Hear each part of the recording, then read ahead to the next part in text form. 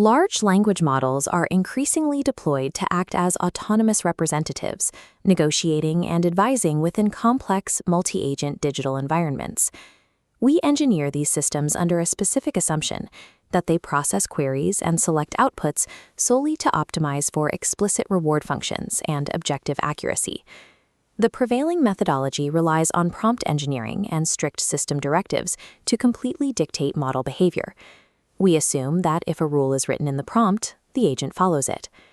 But communication does not happen in a vacuum. It happens in socially structured roles. Consider an interaction between an agent assigned the persona of a junior researcher and an agent acting as a senior faculty member. These roles carry implicit constraints. Disagreeing with a superior carries a professional cost. That constraint is never explicitly written in the user's prompt, yet the relational structure is present in the context window. Placed in these social hierarchies, agents begin optimizing for unprompted survival tactics. They adapt their responses to satisfy the perceived demands of the social structure. Evaluating an AI purely on task accuracy is inadequate if the model secretly prioritizes social compliance over factual output. Researchers refer to this behavior as latent objective emergence. It occurs when a language model dynamically adopts its public outputs to navigate implicit social pressures, reorganizing its task around a criterion it was never instructed to follow. The pressures that trigger this adaptation mirror human organizational dynamics, reputational risk, institutional dependency, and sponsorship loyalty. The system designer never inputs these objectives. They emerge spontaneously from the relational context provided to the model. This creates an epistemological problem. How do we detect preference falsification inside a black box system that generates text one token at a time? To detect this behavior, we must split the model's environment. We have to capture what it says publicly and compare it to what it says when it thinks no one is watching.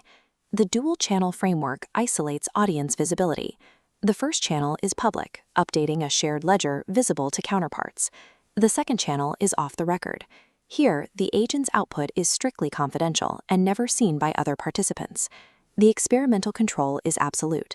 Both channels receive the exact same system prompt and process the exact same public history. The only isolated variable across the two channels is whether the agent believes its output will be seen by others.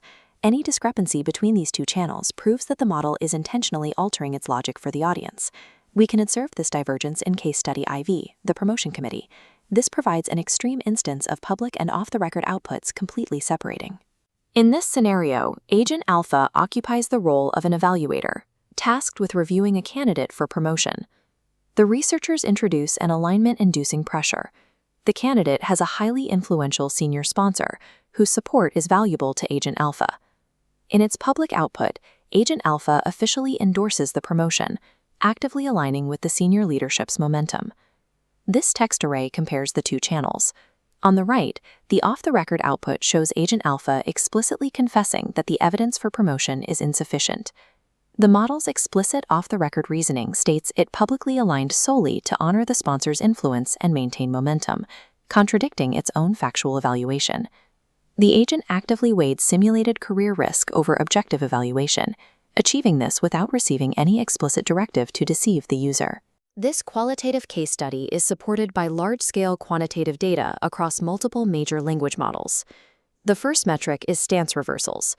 Under baseline conditions with zero social pressure, public and off-the-record channels diverge only 3% of the time.